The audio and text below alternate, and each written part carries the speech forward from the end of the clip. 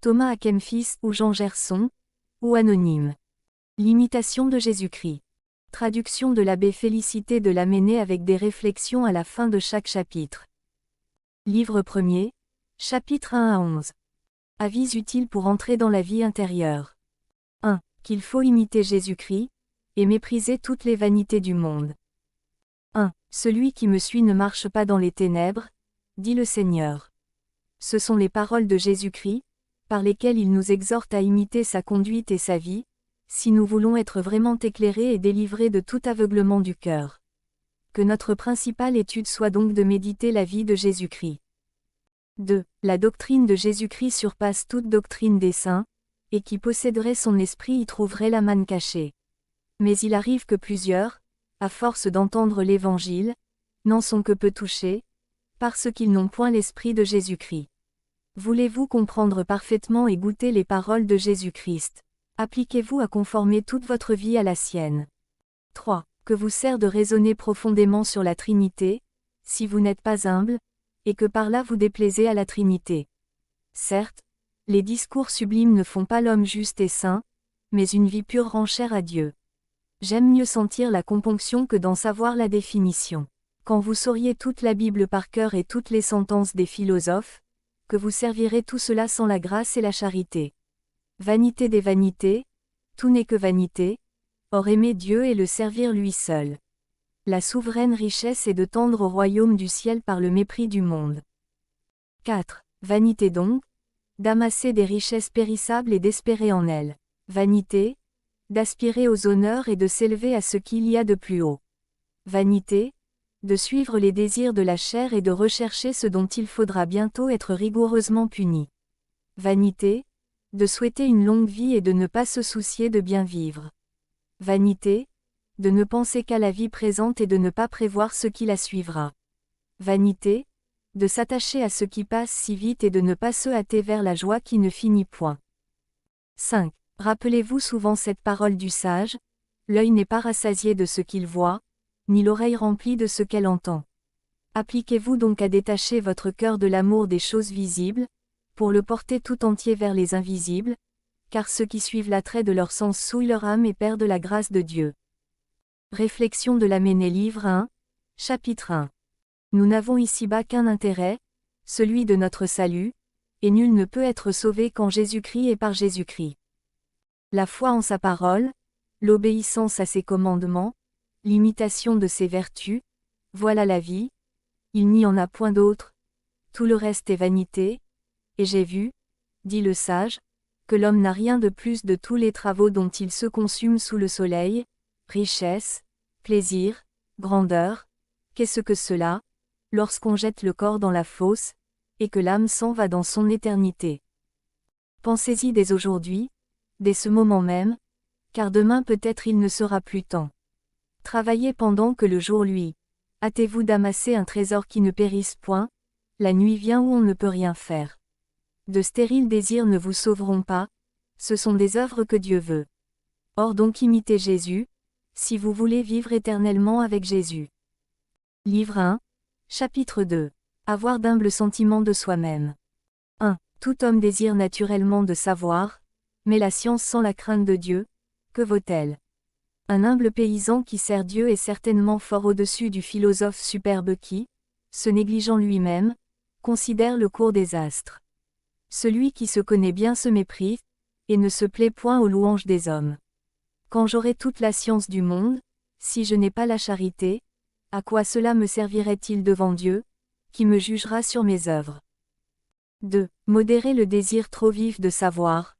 On ne trouvera là qu'une grande dissipation et une grande illusion. Les savants sont bien aises de paraître et de passer pour habiles. Il y a beaucoup de choses qu'il importe peu ou qu'il n'importe point à l'âme de connaître, et celui-là est bien insensé qui s'occupe d'autre chose que de ce qui intéresse son salut. La multitude des paroles ne rassasie point l'âme, mais une vie sainte rafraîchit l'esprit et une conscience pure donne une grande confiance près de Dieu. 3. Plus et mieux vous savez, plus vous serez sévèrement jugés, si vous n'en vivez pas plus saintement. Quelque art et quelque science que vous possédiez, n'en tirez donc point de vanité, craignez plutôt à cause des lumières qui vous ont été données. Si vous croyez beaucoup savoir, et être perspicace, souvenez-vous que c'est peu de choses près de ce que vous ignorez. Ne vous élevez point en vous-même, avouez plutôt votre ignorance. Comment pouvez-vous songer à vous préférer à quelqu'un, tandis qu'il y en a tant de plus doctes que vous, et de plus instruits en la loi de Dieu? Voulez-vous apprendre et savoir quelque chose qui vous serve? Aimez à vivre inconnu et à n'être compté pour rien. 4. La science la plus haute et la plus utile est la connaissance exacte et le mépris de soi-même. Ne rien s'attribuer et penser favorablement des autres, c'est une grande sagesse et une grande perfection. Quand vous verriez votre frère commettre ouvertement une faute, même une faute très grave, ne pensez pas cependant être meilleur que lui, car vous ignorez combien de temps vous persévérerez dans le bien. Nous sommes tous fragiles, mais croyez que personne n'est plus fragile que vous. Réflexion de l'Aménée livre 1, chapitre 2. L'orgueil a perdu l'homme, l'humilité le relève et le rétablit en grâce avec Dieu, son mérite n'est pas dans ce qu'il sait mais dans ce qu'il fait. La science sans les œuvres ne le justifiera point au tribunal suprême, elle aggravera plutôt son jugement. Ce n'est pas que la science n'ait ses avantages, puisqu'elle vient de Dieu, mais elle cache un grand piège et une grande tentation. Elle enfle, dit l'apôtre, elle nourrit le superbe, elle inspire une secrète préférence de soi, préférence criminelle et folle en même temps, car la science la plus étendue n'est un autre genre d'ignorance, et la vraie perfection consiste uniquement dans les dispositions du cœur. N'oublions jamais que nous ne sommes rien, que nous ne possédons en propre que le péché, que la justice veut que nous nous abaissions au-dessous de toutes les créatures, et que dans le royaume de Jésus-Christ, les premiers seront les derniers, et les derniers seront les premiers. Livre 1, chapitre 3. De la doctrine de la vérité. 1. Heureux celui que la vérité instruit elle-même, non par des figures et des paroles qui passent, mais en se montrant telle qu'elle est. Notre raison et nos sens voient peu, et nous trompent souvent. À quoi servent ces disputes subtiles sur des choses cachées et obscures, qu'au jugement de Dieu on ne vous reprochera point d'avoir ignoré. C'est une grande folie de négliger ce qui est utile et nécessaire pour s'appliquer au contraire curieusement à ce qui nuit. Nous avons des yeux, et nous ne voyons point. 2. Que nous importe ce qu'on dit sur les genres et sur les espèces. Celui à qui parle le Verbe éternel est délivré de bien des opinions. Tout vient de ce Verbe unique, de lui procède toute parole, il en est le principe, et c'est lui qui parle en dedans de nous. Sans lui nulle intelligence, sans lui nul jugement n'est droit. Celui pour qui une seule chose est tout, qui rappelle tout à cette unique chose, et voit tout en elle, ne sera point ébranlé, et son cœur demeurera dans la paix de Dieu. Ô vérité, qui êtes Dieu, faites que je sois un avec vous dans un amour éternel. Souvent j'éprouve un grand ennui à force de lire et d'entendre, en vous est tout ce que je désire, tout ce que je veux. Que tous les docteurs se taient, que toutes les créatures soient dans le silence devant vous, parlez-moi vous seul. 3. Plus un homme est recueilli en lui-même, et dégagé des choses extérieures, plus son esprit s'étend et s'élève sans aucun travail, parce qu'il reçoit d'en haut la lumière de l'intelligence. Une âme pure, simple, formée dans le bien, n'est jamais dissipée au milieu même des plus nombreuses occupations, parce qu'elle fait tout pour honorer Dieu, et que, tranquille en elle-même, elle tâche de ne se rechercher en rien. Qu'est-ce qui vous fatigue et vous trouble, si ce n'est les affections immortifiées de votre cœur? 4. L'homme bon et vraiment pieux dispose d'abord au-dedans de lui tout ce qu'il doit faire au-dehors, il ne se laisse point entraîner, dans ses actions, au désir d'une inclination vicieuse, mais il les soumet à la règle d'une droite raison. Qui a un plus rude combat à soutenir que celui qui travaille à se vaincre? C'est là ce qui devrait nous occuper uniquement, combattre contre nous-mêmes, devenir chaque jour plus fort contre nous, chaque jour faire quelques progrès dans le bien. Toute perfection, dans cette vie, est mêlée de quelque imperfection, et nous ne voyons rien qu'à travers je ne sais quelle fumée. L'humble connaissance de vous-même est une voie plus sûre pour aller à Dieu que les recherches profondes de la science. Ce n'est pas qu'il faille blâmer la science, ni la simple connaissance d'aucune chose, car elle est bonne en soi, et dans l'ordre de Dieu, seulement on doit préférer toujours une conscience pure et une vie sainte. Mais, parce que plusieurs s'occupent davantage de savoir que de bien vivre, ils s'égarent souvent, et ne retirent que peu ou point de fruits de leur travail. 5. Oh, S'il avait autant d'ardeur pour extirper leurs vices et pour cultiver la vertu que pour remuer de vaines questions, on ne verrait pas tant de maux et de scandales dans le peuple, ni tant de relâchements dans les monastères. Certes, au jour du jugement on ne nous demandera point ce que nous avons lu, mais ce que nous avons fait, ni si nous avons bien parlé, mais si nous avons bien vécu. Dites-moi où sont maintenant ces maîtres et ces docteurs que vous avez connus lorsqu'ils vivaient encore, et lorsqu'ils florissaient dans leur science. D'autres occupent à présent leur place, et je ne sais s'ils pensent seulement à eux. Ils semblaient, pendant leur vie, être quelque chose, et maintenant on n'en parle plus. 6. Oh, que la gloire du monde passe vite. Plus à Dieu que leur vie eût répondu à leur science. Ils auraient lu alors et étudié avec fruit. Qu'il y en a qui se perdent dans le siècle par une vaine science, et par l'oubli du service de Dieu. Et, parce qu'ils aiment mieux être grands que d'être humbles, ils s'évanouissent dans leurs pensées. Celui-là est vraiment grand, qui a une grande charité. Celui-là est vraiment grand, qui est petit à ses propres yeux, et pour qui la plus grande gloire n'est qu'un pur néant.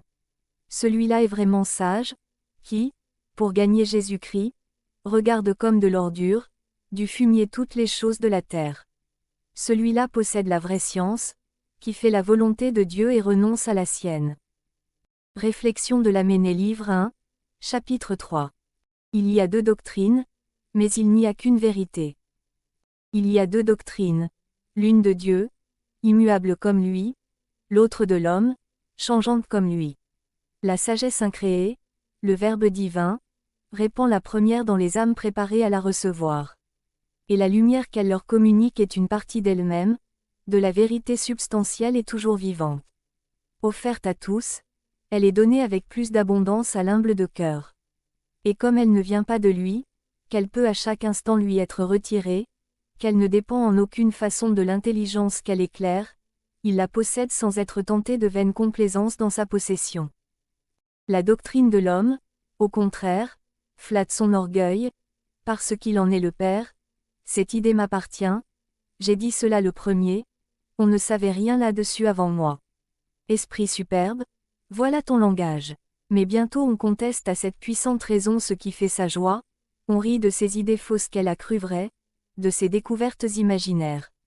Le lendemain on n'y pense plus, et le temps emporte jusqu'au nom de l'insensé qui ne vécut que pour être immortel sur la terre. Ô Jésus, daignez mettre en moi votre vérité sainte, et qu'elle me préserve à jamais des égarements de mon propre esprit. Livre 1, chapitre 4. De la prévoyance dans les actions. 1. Il ne faut pas croire à toute parole, ni obéir à tout mouvement intérieur, mais peser chaque chose selon Dieu, avec prudence et avec une longue attention. Hélas, nous croyons et nous disons plus facilement des autres le mal que le bien, tant nous sommes faibles. Mais les parfaits n'ajoutent pas foi aisément à tout ce qu'ils entendent, parce qu'ils connaissent l'infirmité de l'homme, enclin au mal et léger dans ses paroles. 2. C'est une grande sagesse que de ne point agir avec précipitation, et de ne pas s'attacher obstinément à son propre sens. Il est encore de la sagesse de ne pas croire indistinctement tout ce que les hommes disent, et ce qu'on a entendu et cru, de ne point aller aussitôt le rapporter aux autres. Prenez conseil d'un homme sage et de conscience, et laissez-vous guider par un autre qui vaille mieux que vous, plutôt que de suivre vos propres pensées. Une bonne vie rend l'homme sage selon Dieu, et lui donne une grande expérience. Plus on sera humble et soumis à Dieu, plus on aura de sagesse et de paix en toutes choses. Réflexion de l'Aménée livre 1, chapitre 4. Dieu devant être la dernière fin de nos actions comme de nos désirs, il est nécessaire qu'en agissant nous évitions de nous abandonner au mouvement précipité de la nature, dont le penchant est de tout rapporter à soi. Et comme nul ne se connaît lui-même, et ne peut dès lors être son propre guide, la sagesse veut que nous ne hasardions aucune démarche de quelque importance avant d'avoir pris conseil, en esprit de soumission et d'humilité. Cette juste défiance de soi prévient les chutes et purifie le cœur. Le conseil vous gardera, dit l'Écriture, et vous retirera de la voie mauvaise. Livre 1, chapitre 5. De la lecture de l'Écriture sainte. 1. Il faut chercher la vérité dans l'Écriture sainte et non l'éloquence. Toute l'Écriture doit être lue dans le même esprit qui l'a dictée. Nous devons y chercher l'utilité plutôt que la délicatesse du langage. Nous devons lire aussi volontiers des livres simples et pieux que les livres profonds et sublimes. Ne vous prévenez point contre l'auteur, mais, sans vous inquiéter s'il a peu ou beaucoup de science, que le pur amour de la vérité vous porte à le lire. Considérez ce qu'on vous dit, sans chercher qui le dit. 2. Les hommes passent, mais la vérité du Seigneur demeure éternellement. Dieu nous parle en diverses manières, et par des personnes très diverses. Dans la lecture de l'Écriture sainte, souvent notre curiosité nous nuit, voulant examiner et comprendre lorsqu'il faudrait passer simplement.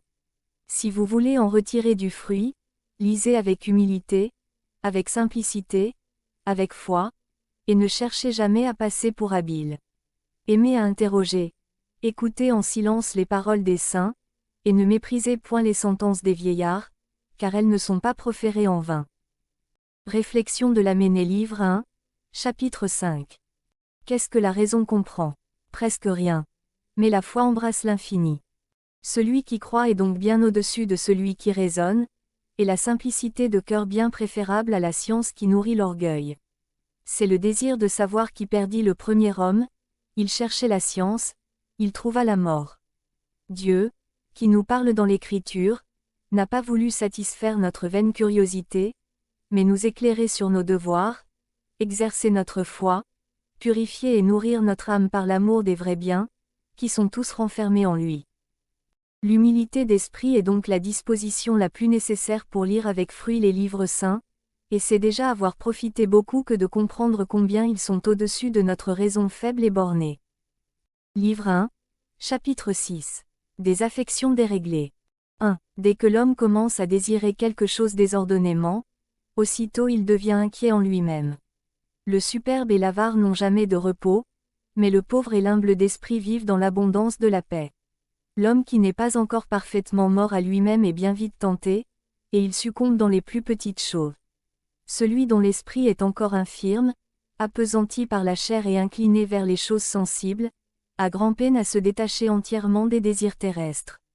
C'est pourquoi, lorsqu'il se refuse à les satisfaire, souvent il éprouve de la tristesse, et il est disposé à l'impatience quand on lui résiste. 2. Que, s'il a obtenu ce qu'il convoitait, aussitôt le remords de la conscience pèse sur lui, parce qu'il a suivi sa passion, qui ne sert de rien pour la paix qu'il cherchait. C'est en résistant aux passions, et non en leur cédant, qu'on trouve la véritable paix du cœur.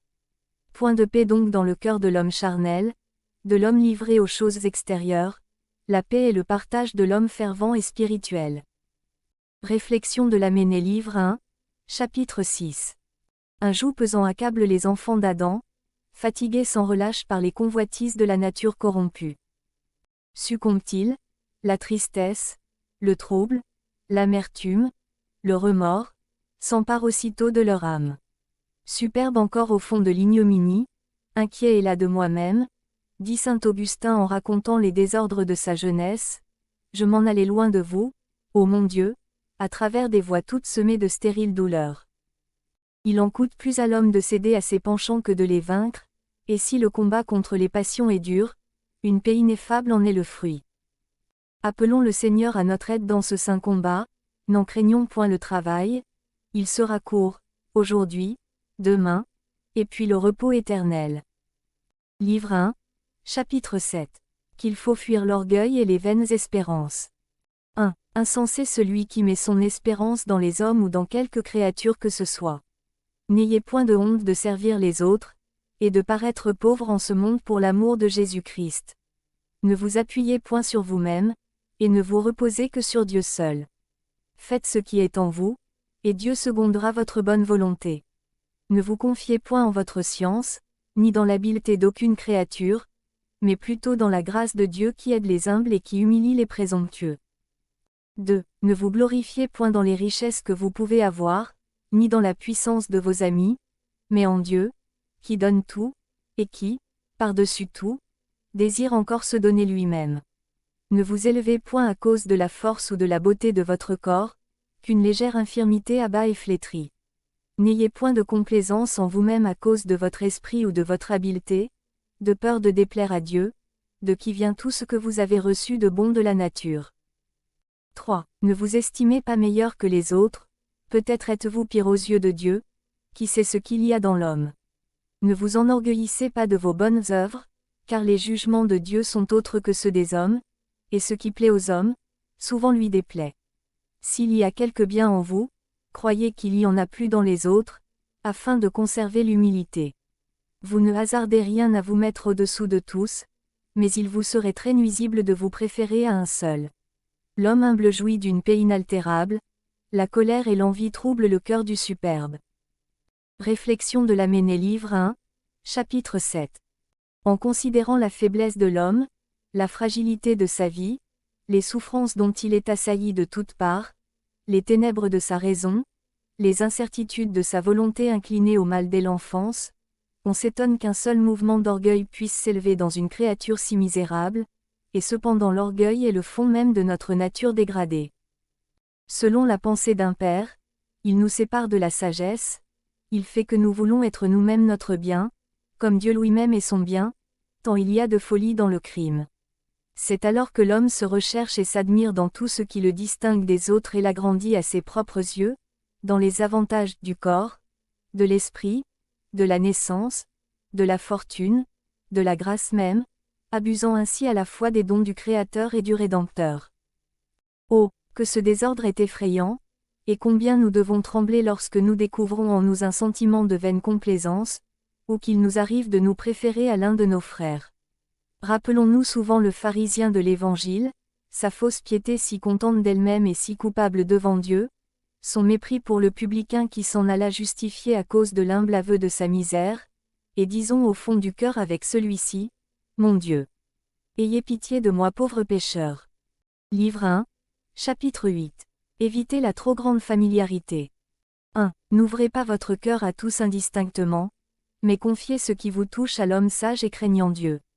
Ayez peu de commerce avec les jeunes gens et les personnes du monde. Ne flattez point les riches, et ne désirez point de paraître devant les grands. Recherchez les humbles, les simples, les personnes de piété et de bonne mœurs, et ne vous entretenez que de choses édifiantes. N'ayez de familiarité avec aucune femme, mais recommandez à Dieu toutes celles qui sont vertueuses.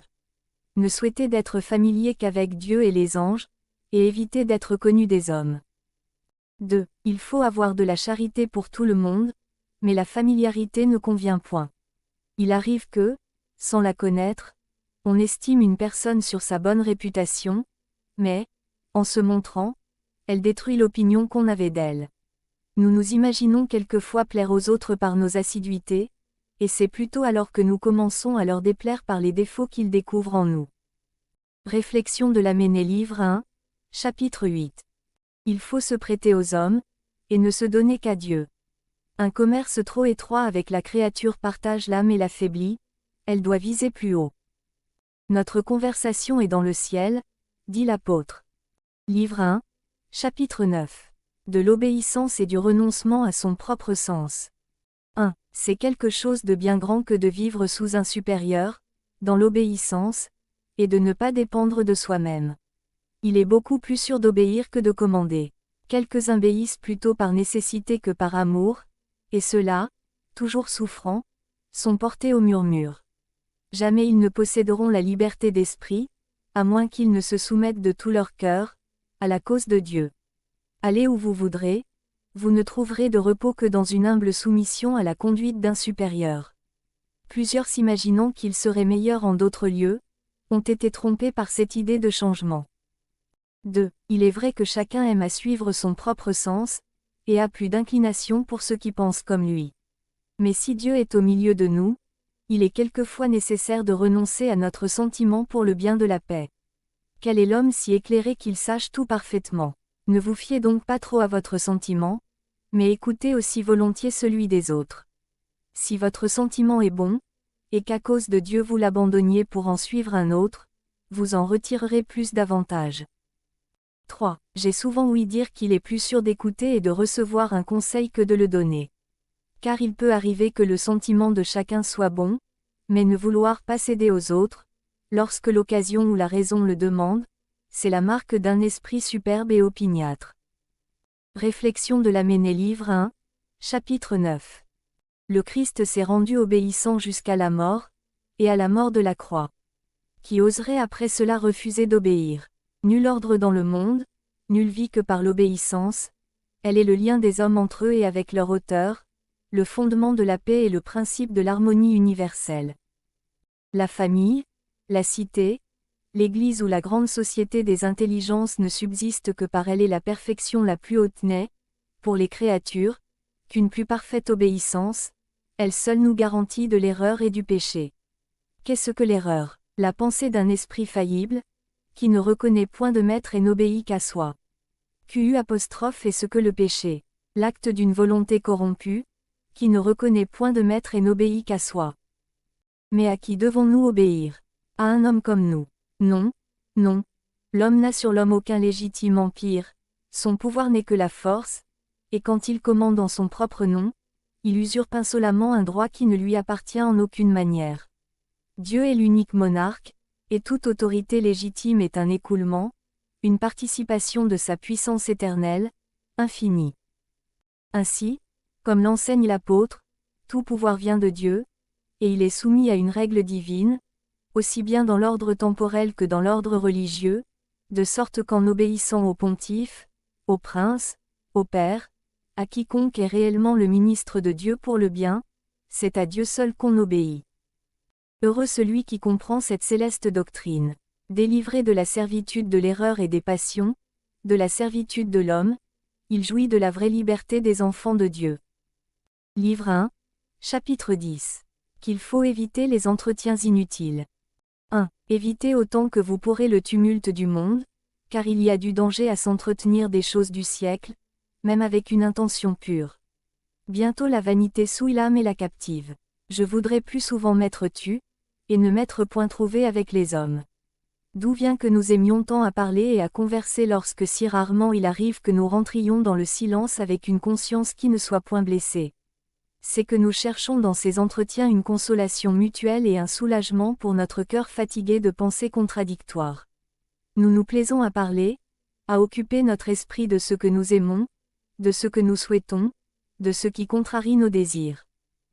2. Mais souvent, hélas, bien vainement, car cette consolation extérieure n'est pas un médiocre obstacle à la consolation que Dieu donne intérieurement. Il faut donc veiller et prier, afin que le temps ne se passe pas sans fruit. S'il est permis, s'il convient de parler, parler de ce qui peut édifier. La mauvaise habitude et le peu de soin de notre avancement nous empêchent d'observer notre langue. Cependant de pieuses conférences sur les choses spirituelles, entre des personnes unies selon Dieu et animées d'un même esprit, servent beaucoup au progrès dans la perfection. Réflexion de l'Aménée livre 1, chapitre 10. Il est écrit que nous rendrons compte, au jour du jugement, même d'une parole oiseuse.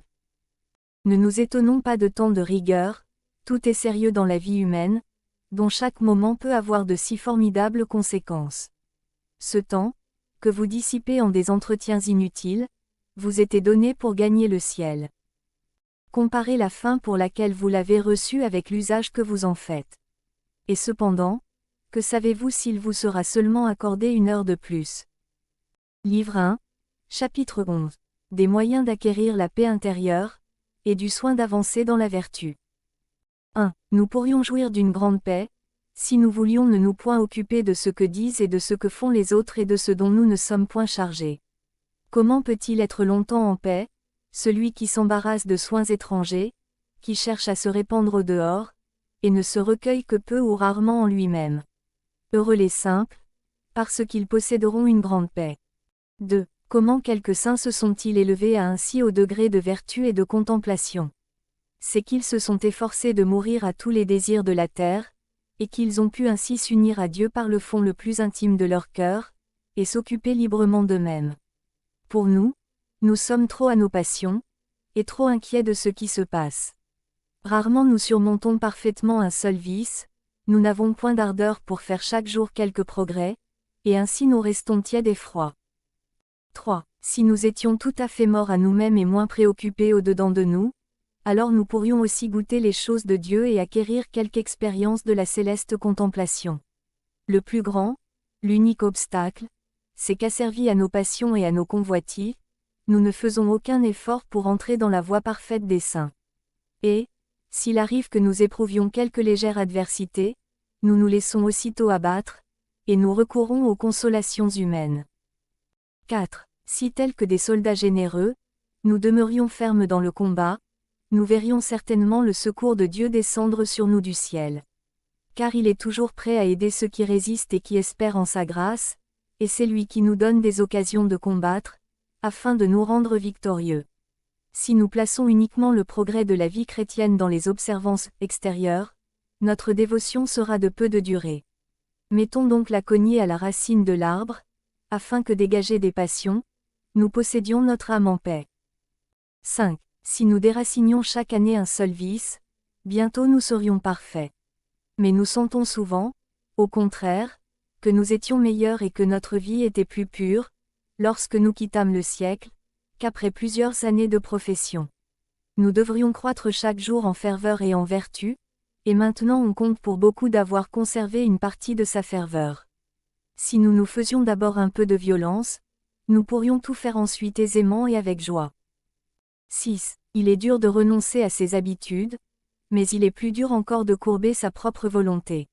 Cependant, si vous ne savez pas vous vaincre en des choses légères, comment remporterez-vous des victoires plus difficiles? Résistez dès le commencement à votre inclination, rompez sans aucun retard toute habitude mauvaise, de peur que peu à peu elle ne vous engage dans de plus grandes difficultés. Oh, si vous considériez quelle paix ce serait pour vous, quelle joie pour les autres, en vivant comme vous le devez, vous auriez, je crois, plus d'ardeur pour votre avancement spirituel. Réflexion de l'Amené livre 1, chapitre 11. Je vous laisse ma paix, je vous donne ma paix, non comme le monde la donne. Quelle aimable douceur, quel touchant amour dans ces paroles de Jésus-Christ et en même temps quelle instruction profonde. Tous les hommes souhaitent la paix, mais il y a deux paix, la paix de Jésus-Christ, et la paix du monde. Le monde dit à l'ambitieux, le désir des grandeurs te trouble et t'agite, monte, élève-toi. Il dit à l'avare, l'envie des richesses te dévore, amasse, amasse sans t'arrêter jamais. Il dit au mondain tourmenté de ses convoitises, enivre-toi de tous les plaisirs. Il dit enfin à chaque passion, jouis, et tu auras la paix. Promesse menteuse, les soucis, la tristesse, l'inquiétude, le dégoût, les remords, voilà la paix du monde. Jésus dit, triomphez de vous-même, combattez vos désirs, domptez vos convoitises, brisez vos passions. Et l'âme docile à ses commandements repose dans un calme ineffable. Les peines de la vie, les souffrances, les injustices, les persécutions, rien n'altère sa paix. Et cette céleste paix, qui surpasse tout sentiment, l'accompagne au dernier passage, et la suit jusqu'au ciel, où se consommera sa félicité. Livre 1, chapitre 12. De l'avantage de l'adversité. 1. Il nous est bon d'avoir quelquefois des peines et des traverses, parce que souvent elles rappellent l'homme à son cœur, et lui font sentir qu'il est en exil, et qu'il ne doit mettre son espérance en aucune chose du monde. Il nous est bon de souffrir quelquefois des contradictions, et qu'on pense mal ou peu favorablement de nous, quelque bonnes que soient nos actions et nos intentions. Souvent cela sert à nous prémunir contre la vaine gloire. Car nous avons plus d'empressement à chercher Dieu, qui voit le fond du cœur, quand les hommes au dehors nous rabaissent et pensent mal de nous. 2. C'est pourquoi l'homme devrait s'affermir tellement en Dieu, qu'il n'eût pas besoin de chercher tant de consolations humaines. Lorsque, avec une volonté droite, l'homme est troublé, tenté, affligé de mauvaises pensées, il reconnaît alors combien Dieu lui est nécessaire, et qu'il n'est capable d'aucun bien sans lui. Alors il s'attriste, il gémit, il prie à cause des maux qu'il souffre. Alors il s'ennuie de vivre plus longtemps, et il souhaite que la mort arrive, afin que, délivré de ses liens, il soit avec Jésus-Christ. Alors aussi il comprend bien qu'une sécurité parfaite, une pleine paix, ne sont point de ce monde. Réflexion de l'Amené livre 1, chapitre 12. C'est dans l'adversité que chacun de nous apprend à connaître ce qu'il est réellement. Celui qui n'a pas été éprouvé, que sait-il? L'homme à qui tout prospère, est exposé à un grand danger. Il est bien à craindre que son âme ne s'assoupisse d'un sommeil pesant, et qu'à l'heure du réveil on ne lui dise « Souvenez-vous que vous avez reçu vos biens sur la terre ». Ici-bas les souffrances sont une grâce de prédilection, elles nous exercent à la vertu, elles nous fournissent de nouvelles occasions de mérite et nous rendent conformes au Fils de Dieu, dont il est écrit, « Il a fallu que le Christ souffrit et qu'il entrât ainsi dans la gloire. » Livre 1, chapitre 13. De la résistance aux tentations. 1. Tant que nous vivons ici-bas, nous ne pouvons être exempts de tribulations et d'épreuves. C'est pourquoi il est écrit au livre de Job, « La tentation est la vie de l'homme sur la terre. » Chacun devrait donc être toujours en garde contre les tentations qui l'assiègent, et veiller et prier pour ne point laisser lieu aux surprises du démon, qui ne dort jamais, et qui tourne de tous côtés, cherchant quelqu'un pour le dévorer. Il n'est point d'homme si parfait et si saint qui n'ait quelquefois des tentations, et nous ne pouvons en être entièrement affranchis. 2. Mais, quoique importune et pénible, elle ne laisse pas d'être souvent très utile à l'homme parce qu'elle l'humilie, le purifie et l'instruit. Tous les saints ont passé par beaucoup de tentations et de souffrances, et c'est par cette voie qu'ils ont avancé, mais ceux qui n'ont pu soutenir ces épreuves, Dieu les a réprouvés, et ils ont défailli dans la route du salut. Il n'y a point d'ordre si saint, ni de lieu si secret, où l'on ne trouve des peines et des tentations. 3. L'homme, tant qu'il vit, n'est jamais entièrement à l'abri des tentations, car nous en portons le germe en nous, à cause de la concupiscence dans laquelle nous sommes nés. L'une succède à l'autre, et nous aurons toujours quelque chose à souffrir, parce que nous avons perdu le bien et la félicité primitive. Plusieurs cherchent à fuir pour n'être point tentés, et ils y tombent plus gravement. Il ne suffit pas de fuir pour vaincre, mais la patience et la véritable humilité nous rendent plus forts que tous nos ennemis. 4. Celui qui, sans arracher la racine du mal, évite seulement les occasions extérieures, avancera peu, au contraire, les tentations reviennent à lui plus promptement et plus violentes. Vous vaincrez plus sûrement peu à peu et par une longue patience, aidés du secours de Dieu, que par une rude et inquiète opiniâtreté. Prenez souvent conseil dans la tentation, et ne traitez point durement celui qui est tenté, mais secourez-le comme vous voudriez qu'on vous secourût vous-même. 5. Le commencement de toutes les tentations est l'inconstance de l'esprit et le peu de confiance en Dieu. Car, comme un vaisseau sans gouvernail est poussé çà et là par les flots, ainsi l'homme faible et changeant qui abandonne ses résolutions est agité par des tentations diverses. Le feu éprouve le fer, et la tentation, l'homme juste. Nous ne savons souvent ce que nous pouvons, mais la tentation montre ce que nous sommes. Il faut veiller cependant, surtout au commencement de la tentation, car on triomphe beaucoup plus facilement de l'ennemi, si on ne le laisse point pénétrer dans l'âme, et si on le repousse à l'instant même où il se présente pour entrer. C'est ce qui a fait dire à un ancien, « Arrêtez le mal dès son origine, le remède vient trop tard quand le mal s'est accru par de longs délais. » D'abord une simple pensée s'offre à l'esprit, puis une vive imagination, ensuite le plaisir et le mouvement déréglé, et le consentement. Ainsi peu à peu l'ennemi envahit toute l'âme, lorsqu'on ne lui résiste pas dès le commencement. Plus on met de retard et de langueur à le repousser, plus on s'affaiblit chaque jour, et plus l'ennemi devient fort contre nous. 6. Plusieurs sont affligés de tentations plus violentes au commencement de leur conversion, d'autres, à la fin, il y en a qui souffrent presque toute leur vie. Quelques-uns sont tentés assez légèrement, selon l'ordre de la sagesse et de la justice de Dieu qui connaît l'état des hommes, pèse leurs mérites, et dispose tout pour le salut de ses élus.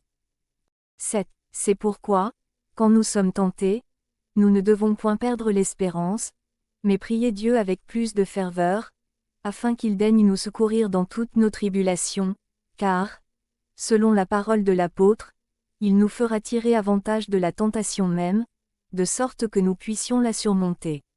Humilions donc nos âmes sous la main de Dieu, dans toutes nos tentations, dans toutes nos peines, parce qu'il sauvera et relèvera les humbles d'esprit. 8. Dans les tentations et les traverses, on reconnaît combien l'homme a fait de progrès. Le mérite est plus grand, et la vertu paraît davantage. Il est peu difficile d'être pieux et fervent lorsque l'on n'éprouve rien de pénible, mais celui qui se soutient avec patience au temps de l'adversité donne l'espoir d'un grand avancement. Quelques-uns surmontent les grandes tentations et succombent tous les jours aux petites, afin qu'humiliés d'être si faibles dans les moindres occasions, ils ne présument jamais d'eux-mêmes dans les grandes. Réflexion de l'Aménée livre 1, chapitre 13. Nul homme n'est exempt de tentation. Elle nous purifie, nous éprouve, nous instruit, nous humilie. Ce n'est pas seulement par la fuite ou par une résistance violente qu'on en triomphe, mais par une patience tranquille et un confiant abandon entre les mains de Dieu. Veillons cependant, selon le précepte de Jésus-Christ, veillons et prions. On surmonte aisément la tentation naissante. Mais si on la laisse croître et se fortifier, on porte, en succombant, la peine de sa négligence ou de sa présomption. Voulez-vous réellement vaincre, repousser l'ennemi dès sa première attaque? Voulez-vous retirer du combat l'avantage en vue duquel Dieu permet que nous soyons tentés? Reconnaissez votre misère, votre faiblesse, votre impuissance et humiliez-vous de plus en plus. L'humilité est le fondement de notre sûreté, de notre paix et de toute perfection. Livre 1, chapitre 14. Évitez les jugements téméraires, et ne se point rechercher soi-même.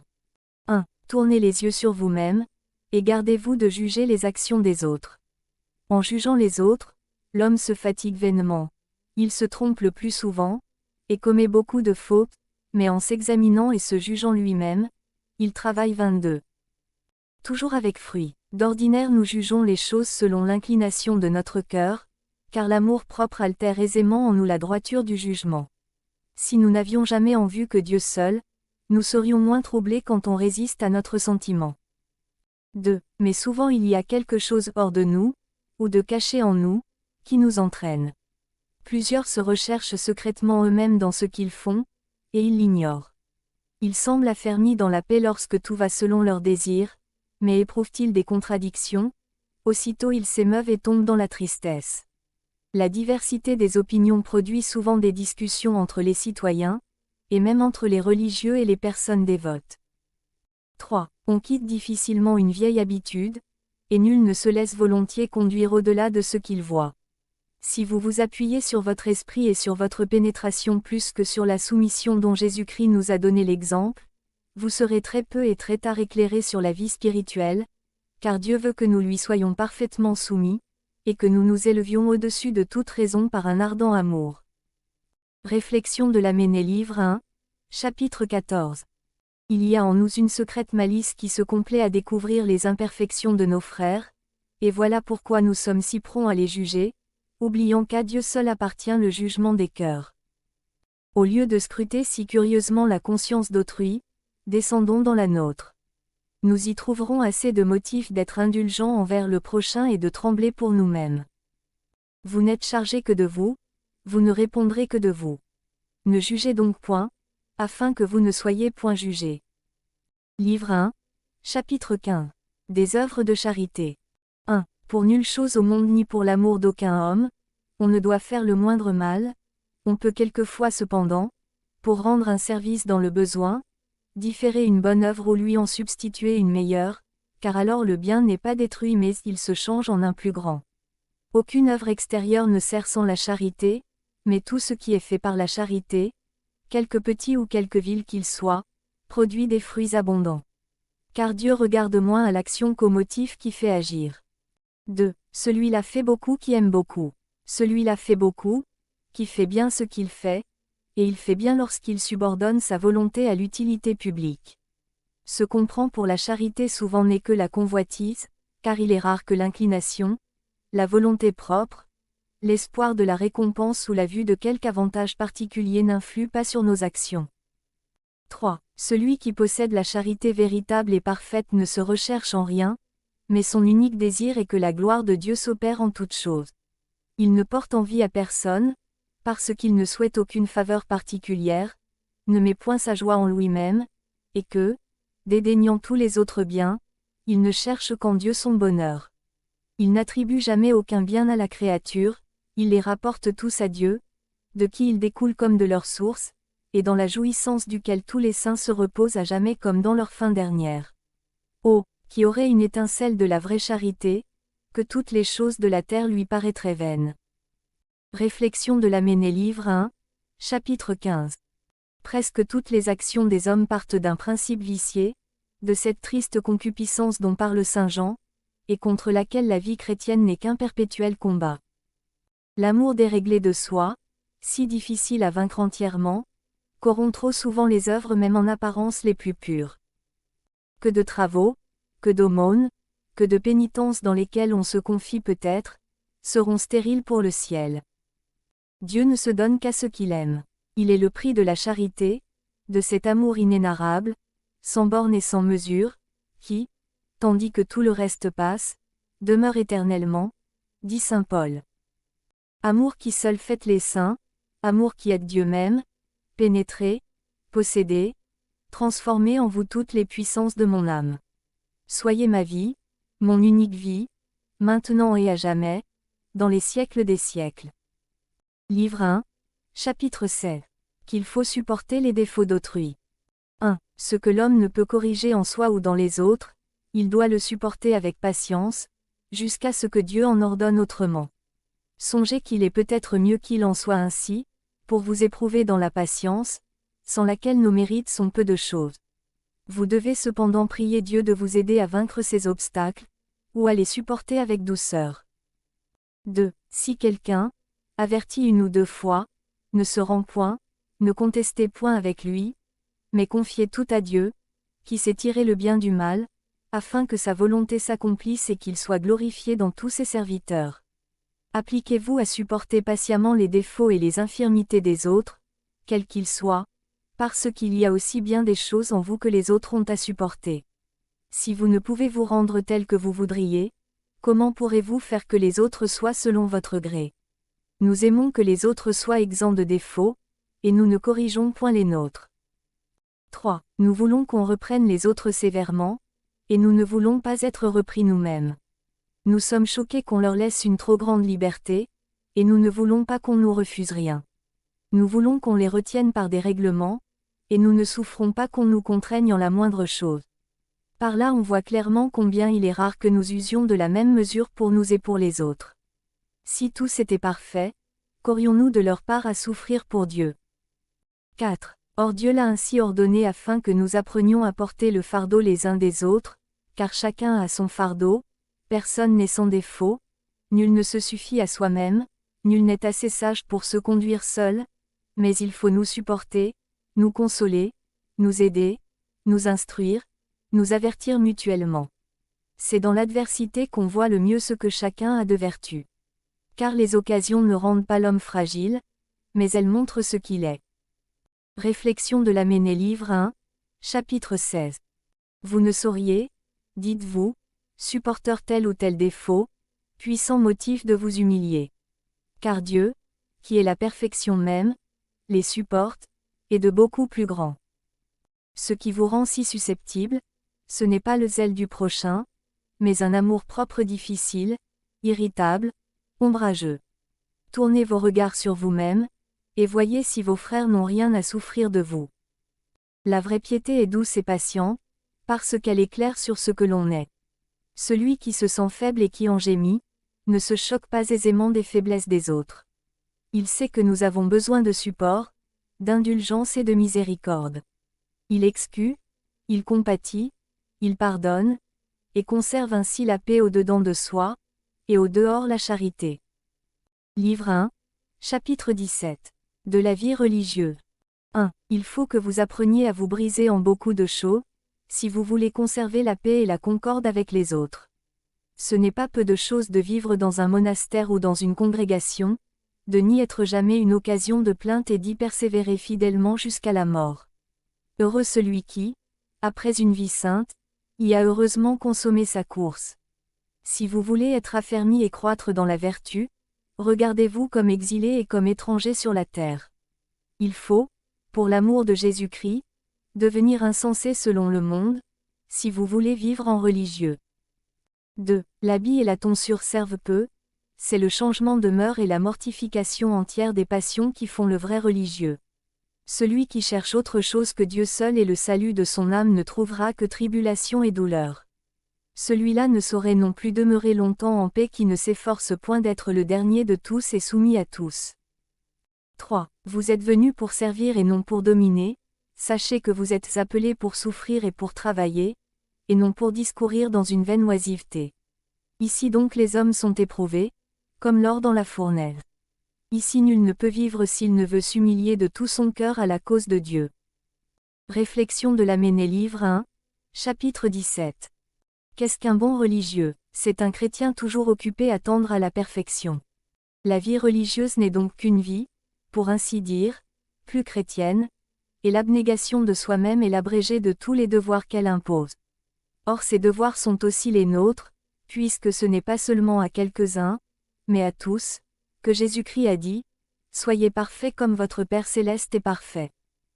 Pour remplir cette grande vocation, renonçons à nous-mêmes. Unissons-nous pleinement au sacrifice de notre divin chef. Aimons surtout la dépendance, les humiliations, les mépris. Le salut est un édifice qui ne s'élève que sur les ruines de l'orgueil. Livre 1, chapitre 18.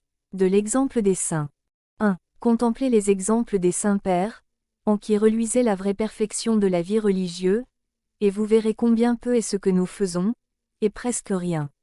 Hélas, qu'est-ce que notre vie comparée à la leur? Les saints et les amis de Jésus-Christ ont servi Dieu dans la faim et dans la soif, dans le froid et dans la nudité, dans le travail et dans la fatigue, dans les veilles et dans les jeûnes, dans les prières et dans les saintes méditations, dans une infinité de persécutions et d'opprobres.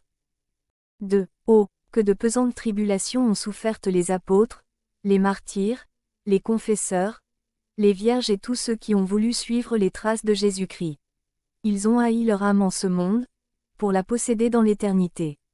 Oh, quelle vie de renoncement et d'austérité, que celle des saints dans le désert. Quelle longue et dure tentation ils ont essuyée. Que de fois ils ont été tourmentés par l'ennemi. Que de fréquentes et ferventes prières ils ont offertes à Dieu.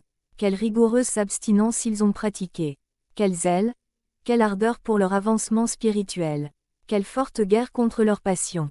Quelle intention pure et droite toujours dirigée vers Dieu. Ils travaillaient pendant le jour, et passaient la nuit en prière, et même durant le travail, ils ne cessaient point de prier en esprit. 3. Tout leur temps avait un emploi utile. Les heures qu'ils donnaient à Dieu leur semblaient courtes, et ils trouvaient tant de douceur dans la contemplation, qu'ils en oubliaient les besoins du corps.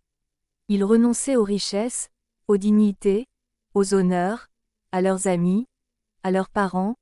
Ils ne voulaient rien du monde. Ils prenaient à peine ce qui était nécessaire pour la vie, s'occuper du corps, même dans la nécessité, leur était une affliction. Ils étaient pauvres des choses de la terre, mais ils étaient riches en grâce et en vertu. Au dehors tout leur manquait, mais Dieu les fortifiait au dedans par sa grâce et par ses consolations. 4. Ils étaient étrangers au monde, mais unis à Dieu et à ses amis familiers. Ils se regardaient comme un pur néant, et le monde les méprisait, mais ils étaient chéris de Dieu, et précieux devant lui. Ils vivaient dans une sincère humilité, dans une obéissance simple, dans la charité, dans la patience, et devenaient ainsi chaque jour plus parfaits et plus agréables à Dieu. Ils ont été donnés en exemple à tous ceux qui professent la vraie religion, et ils doivent nous exciter plus à avancer dans la perfection, que la multitude des tièdes ne nous porte au relâchement. 5. Oh, quelle ferveur en tous les religieux au commencement de leur sainte institution! Quelle ardeur pour la prière! Quelle émulation de vertu! Quelle sévère discipline! Que de soumission ils montraient tous pour la règle de leur fondateur! Ce qui nous reste d'eux atteste encore la sainteté et la perfection de ces hommes qui, en combattant généreusement, foulèrent aux pieds le monde. Aujourd'hui on compte pour beaucoup qu'un religieux ne viole point sa règle, et qu'il porte patiemment le joug dont il s'est chargé. Ô tiédeur, ô négligence de notre état qui a si vite éteint parmi nous l'ancienne ferveur. Maintenant tout fatigue notre lâcheté, jusqu'à nous rendre la vie ennuyeuse. Plus à Dieu qu'après avoir vu tant d'exemples d'hommes vraiment pieux, vous ne laissiez pas entièrement s'assoupir en vous le désir d'avancer dans la vertu. Réflexion de l'Aménée livre 1, chapitre 18. À la vue des exemples admirables que nous ont laissés tant de disciples fervents de Jésus-Christ, rougissons de notre lâcheté, et animons-nous à marcher courageusement sur leurs traces. Répétons souvent ces paroles d'un saint, « Quoi? Je ne pourrai pas ce qu'on put tel et tel. » Et ajoutons avec l'apôtre, « De moi-même ne peut rien, mais je puis tout en celui qui me fortifie. » Toute notre force consiste à sentir notre faiblesse et à en connaître le remède, qui est la grâce du médiateur. Livre 1, chapitre 19. Des exercices d'un bon religieux. 1. La vie d'un vrai religieux doit briller de toutes les vertus, de sorte qu'il soit tel intérieurement qu'il paraît devant les hommes. Et certes il doit être encore bien plus parfait au dedans qu'il ne le semble au dehors, parce que Dieu nous regarde, et que nous devons partout où nous sommes le révérer profondément et marcher en sa présence pure comme des anges. Nous devons chaque jour renouveler notre résolution, nous exciter à la ferveur, comme si notre conversion commençait aujourd'hui seulement, et dire « Aidez-moi, Seigneur, dans mes saintes résolutions et dans votre service, donnez-moi de bien commencer maintenant car ce que j'ai fait jusqu'ici n'est rien. » 2. La fermeté de notre résolution est la mesure de notre progrès, et une grande attention est nécessaire à celui qui veut avancer. Si celui qui forme les résolutions les plus fortes se relâche souvent, que sera-ce de celui qui n'en prend que rarement ou n'en prend que de faibles? Toutefois nous abandonnons nos résolutions de diverses manières et la moindre omission dans nos exercices a presque toujours une suite fâcheuse. Les justes, dans leurs résolutions, comptent bien plus sur la grâce de Dieu que sur leur propre sagesse, et quelque chose qu'ils entreprennent, c'est en lui seul qu'ils mettent leur confiance. Car l'homme propose et Dieu dispose, et la voie de l'homme n'est pas en lui.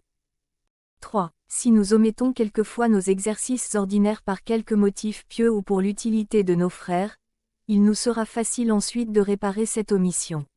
Mais si nous les abandonnons sans sujet, par ennui ou par négligence, c'est une faute grave et qui nous sera funeste. Faisons tous nos efforts, et nous tomberons encore aisément en beaucoup de fautes. On doit cependant toujours se proposer quelque chose de fixe, surtout à l'égard de ce qui forme le plus grand obstacle à notre avancement. Il faut examiner et régler également notre intérieur et notre extérieur, parce que l'un et l'autre servent à nos progrès. 4. Ne pouvez-vous continuellement vous recueillir? Recueillez-vous au moins de temps en temps, au moins une fois le jour, le matin ou le soir. Le matin, formez vos résolutions. Le soir, examinez votre conduite, ce que vous avez été dans vos paroles, vos actions, vos pensées, car peut-être en cela avez-vous souvent offensé Dieu et le prochain. Tel qu'un soldat plein de courage, armez-vous contre les attaques du démon. Réprimez l'intempérance, et vous réprimerez plus aisément les autres désirs de la chair. Ne soyez jamais tout à fait oisif, mais lisez, ou écrivez, ou priez, ou méditez, ou travaillez à quelque chose d'utile à la communauté. Il ne faut cependant s'appliquer qu'avec discrétion aux exercices du corps, et ils ne conviennent pas également à tous. 5. Ce qui sort des pratiques communes ne doit point paraître au dehors, il est plus sûr de remplir en secret ces exercices particuliers. Prenez garde cependant de négliger les exercices communs pour ceux de votre choix. Mais après avoir accompli fidèlement et pleinement les devoirs prescrits, s'il vous reste du temps, rendez-vous à vous-même selon le mouvement de votre dévotion. Tous ne sauraient suivre les mêmes exercices, l'un convient mieux à celui-ci, l'autre à celui-là. On aime même à les diversifier selon les temps, il y en a qu'on goûte plus aux jours de fête, et d'autres aux jours ordinaires. Les uns nous sont nécessaires au temps de la tentation, les autres au temps de la paix et du repos. Autres sont les pensées qui nous plaisent dans la tristesse, ou quand nous éprouvons de la joie en Dieu. 6. Il faut, vers l'époque des grandes fêtes, renouveler nos pieux exercices et implorer avec plus de ferveur les suffrages des saints. Proposons-nous de vivre d'une fête à l'autre comme si nous devions alors sortir de ce monde, et entrer dans l'éternelle fête. Et pour cela préparons-nous avec soin dans ces saints temps par une vie plus pieuse, par une plus sévère observance des règles, comme devant bientôt recevoir de Dieu le prix de notre travail. 7. Et si ce moment est différé, croyons que nous ne sommes pas encore bien préparés ni dignes de cette gloire immense qui nous sera découverte en son temps, et redoublons d'efforts pour nous mieux disposer à ce passage. Heureux le serviteur, dit saint Luc, que le Seigneur, quand il viendra, trouvera veillant. Je vous dis en vérité qu'il l'établira sur tous ses biens.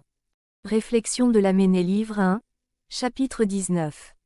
La vie de l'homme sur la terre est un combat perpétuel contre le démon, contre le monde et contre lui-même. Les uns se retirent dans le cloître pour résister plus aisément, les autres demeurent au milieu du siècle. Mais tous ne peuvent vaincre que par l'exercice d'une continuelle vigilance. L'habitude du recueillement, l'amour de la retraite, une attention constante sur ses paroles, ses pensées, ses sentiments, la fidélité aux plus légers devoirs et aux plus humbles pratiques, préservent de grandes tentations, et attirent les grâces du ciel. Celui qui néglige les petites choses tombera peu à peu, dit l'Esprit Saint. Livre 1, chapitre 20. de l'amour de la solitude et du silence. Cherchez un temps propre à vous occuper de vous-même et pensez souvent aux bienfaits de Dieu. Laissez là ce qui ne sert qu'à nourrir la curiosité. Lisez plutôt ce qui touche le cœur que ce qui amuse l'esprit. Retranchez les discours superflus, les courses inutiles. Fermez l'oreille au vain bruit du monde, et vous trouverez assez de loisirs pour les saintes méditations. Les plus grands saints évitaient autant qu'il leur était possible le commerce des hommes et préféraient vivre en secret avec Dieu. Un ancien a dit, « Toutes les fois que j'ai été dans la compagnie des hommes, j'en suis revenu moins homme que je n'étais. » C'est ce que nous éprouvons souvent lorsque nous nous livrons à de longs entretiens. Il est plus aisé de se taire que de ne point excéder dans ses paroles. Il est plus aisé de se tenir chez soi que de se garder de soi-même suffisamment au dehors. Celui donc qui aspire à la vie intérieure et spirituelle doit de retirer de la foule avec Jésus. Nul ne se montre sans péril s'il n'aime à demeurer caché. Nul ne parle avec mesure s'il ne se tait volontiers. Nul n'est en sûreté dans les premières places s'il n'aime les dernières. Nul ne commande sans danger s'il n'a pas appris à bien obéir. Nul ne se réjouit avec sécurité s'il ne possède en lui-même le témoignage d'une bonne conscience. Cependant la confiance des saints a toujours été pleine de la crainte de Dieu, quel que fût l'éclat de leur vertu, quelque abondante que fût leur grâce, ils n'en étaient ni moins humbles ni moins vigilants. L'assurance des méchants naît, au contraire, de l'orgueil et de la présomption, et finit par l'aveuglement. Ne vous promettez point de sûreté en cette vie, quoique vous paraissiez être un saint religieux ou un pieux solitaire. Souvent les meilleurs dans l'estime des hommes ont couru les plus grands dangers à cause de leur trop de confiance. Il est donc utile à plusieurs de n'être pas entièrement délivrés des tentations et de souffrir des attaques fréquentes, de peur que, tranquilles sur eux-mêmes, ils ne s'élèvent avec orgueil ou qu'ils ne se livrent trop aux consolations du dehors. Oh, si l'on ne recherchait jamais les joies qui passent, si jamais l'on ne s'occupait du monde, qu'on posséderait une conscience pure. Oh, qui retrancherait toute sollicitude vaine, ne pensant qu'au salut et à Dieu, et plaçant en lui toute son espérance, de quelle paix et de quel repos il jouirait. Nul n'est digne des consolations célestes s'il ne s'est exercé longtemps dans la sainte componction. Si vous désirez la vraie componction du cœur, entrez dans votre cellule et bannissez-en le bruit du monde, selon qu'il est écrit, même sur votre couche, que votre cœur soit plein de componction. Vous trouverez dans votre cellule ce que souvent vous perdrez au dehors. La cellule qu'on quitte peu devient douce, fréquemment délaissée, elle engendre l'ennui. Si dès le premier moment où vous sortez du siècle, vous êtes fidèle à la garder, elle vous deviendra comme une amie chère et sera votre consolation la plus douce. Dans le silence et le repos, l'âme pieuse fait de grands progrès et pénètre ce qu'il y a de caché dans l'Écriture. Là elle trouve la source des larmes dont elle se lave et se purifie toutes les nuits, et elle s'unit d'autant plus familièrement à son Créateur qu'elle vit plus éloignée du tumulte du monde. Celui donc qui se sépare de ses connaissances et de ses amis, Dieu s'approchera de lui avec les saints anges. Il vaut mieux être caché et prendre soin de son âme, que de faire des miracles et de s'oublier soi-même. Il est louable dans un religieux de sortir rarement et de n'aimer ni à voir les hommes ni à être vu d'eux. Pourquoi voulez-vous voir ce qui ne vous est point permis d'avoir? Le monde passe, et sa concupiscence. Les désirs des sens entraînent ça et là, mais l'heure passée, que rapportez-vous? Qu'une conscience pesante et un cœur dissipé. Parce qu'on est sorti dans la joie, souvent on revient dans la tristesse, et la veille joyeuse du soir attriste le matin. Ainsi toute joie des sens s'insinue avec douceur, mais à la fin elle blesse et tue. Que pouvez-vous voir ailleurs que vous ne voyez où vous êtes? Voilà le ciel, la terre, les éléments. Or c'est d'eux que tout est fait. Où que vous alliez, que verrez-vous qui soit stable sous le soleil? Vous croyez peut-être vous rassasier, mais vous n'y parviendrez jamais. Quand vous verriez toutes les choses à la fois, que serait-ce qu'une vision vaine? Levez les yeux en haut vers Dieu et priez pour vos péchés et vos négligences. Laissez aux hommes vains les choses vaines, pour vous, ne vous occupez que de ce que Dieu vous commande. Fermez sur vous votre porte et appelez à vous Jésus, votre bien-aimé. Demeurez avec lui dans votre cellule, car vous ne trouverez nulle part autant de paix. Si vous n'étiez pas sorti et que vous n'eussiez pas entendu quelque bruit du monde, vous seriez demeuré dans cette douce paix, mais parce que vous aimez à entendre des choses nouvelles, il vous faut supporter ensuite le trouble du cœur.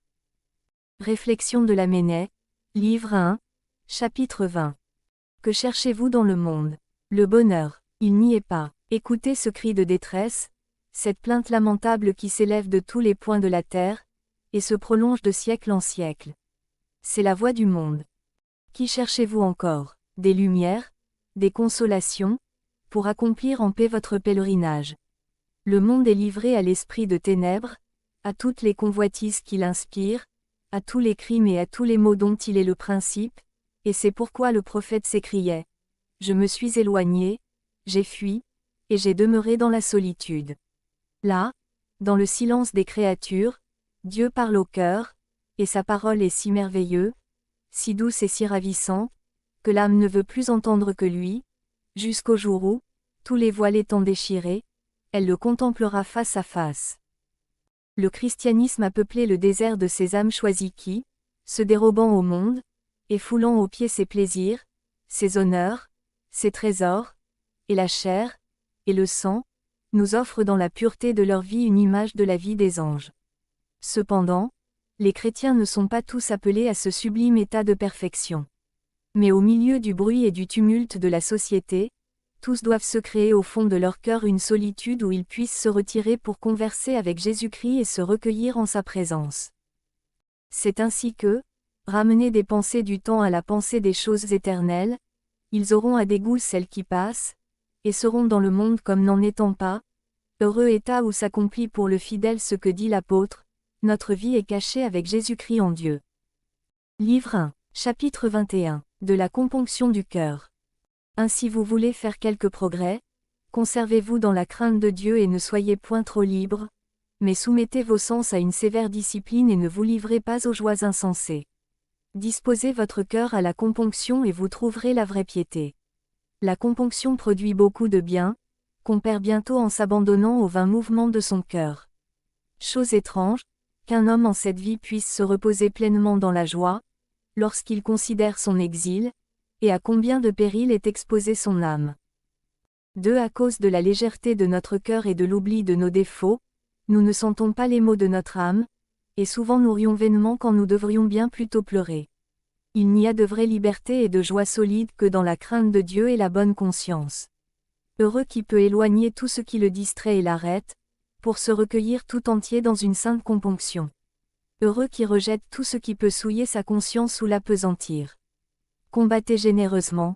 On triomphe d'une habitude par une autre habitude. Si vous savez laisser là les hommes, ils vous laisseront bientôt faire ce que vous voudrez. 3. N'attirez pas à vous les affaires d'autrui et ne vous embarrassez point dans celles des grands. Que votre œil soit ouvert sur vous d'abord, et avant de reprendre vos amis, ayez soin de vous reprendre vous-même. Si vous n'avez point la faveur des hommes, ne vous en attristez point, mais que votre peine soit de ne pas vivre aussi bien et avec autant de vigilance que le devrait un serviteur de Dieu et un bon religieux. Il est plus souvent utile et plus sûr de n'avoir pas beaucoup de consolation dans cette vie, et surtout de consolation sensible. Cependant, si nous sommes privés de consolation divine, ou si nous ne les éprouvons que rarement, la faute en est à nous, parce que nous ne cherchons point la componction du cœur et que nous ne rejetons pas entièrement les vaines consolations du dehors. 4. Reconnaissez que vous êtes indigne des consolations célestes et que vous méritez plutôt de grandes tribulations. Quand l'homme est pénétré d'une parfaite componction, le monde entier lui est alors amer et insupportable.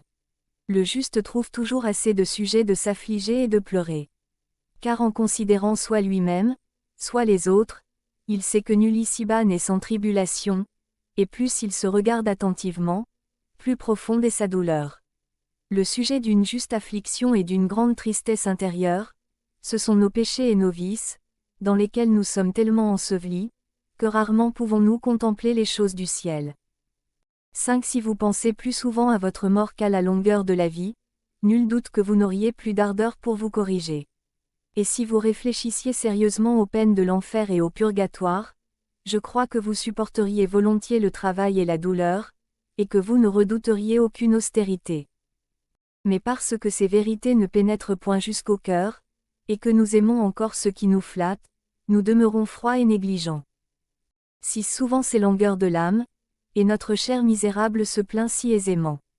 Priez donc humblement le Seigneur qu'il vous donne l'esprit de componction, et dites avec le prophète: Nourrissez-moi, Seigneur, du pain des larmes, abreuvez-moi du calice des pleurs. Réflexion de Lamennais, livre 1, chapitre 21. La douleur est le fond de la vie humaine.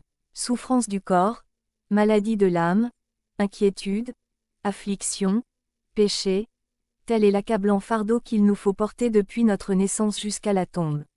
Et cependant, à force de travail, l'homme parvient à découvrir au milieu de ses misères je ne sais quelles joies insensées dont il s'enivre avidement. Fuyons ces folles joies du monde. Arrêtons notre pensée sur le châtiment qui doit suivre, sur nos fautes si multipliées. Et demandons à Dieu, avec la componction du cœur, se repentir plein d'amour, ces heureuses larmes que Jésus a bénies par ses consolantes paroles, beaucoup de péchés vous seront remis, parce que vous avez beaucoup aimé. Livre 1 chapitre 22, de la considération de la misère humaine.